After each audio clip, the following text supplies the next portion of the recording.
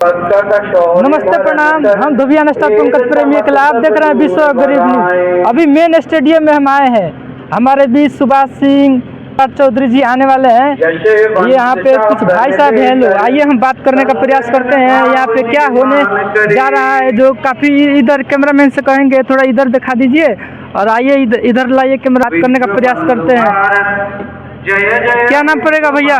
सबसे पहले मैं आपको चैनल को धन्यवाद देना चाहता हूं, थैंक यू, जो हमारे बीच में आए हैं। मेरा नाम किशन कुमार किशन, फुलपरास से हूं, मधुबनी डिस्ट्रिक्ट से, और ये अखिल भारतीय विद्यार्थी परिषद का सदस्य हूं।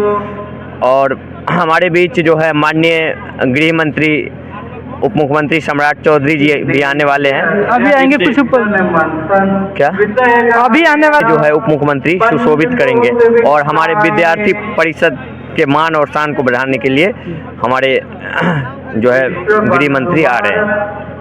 मतलब इसमें कब से जुड़े हैं डीपी न्यूज में?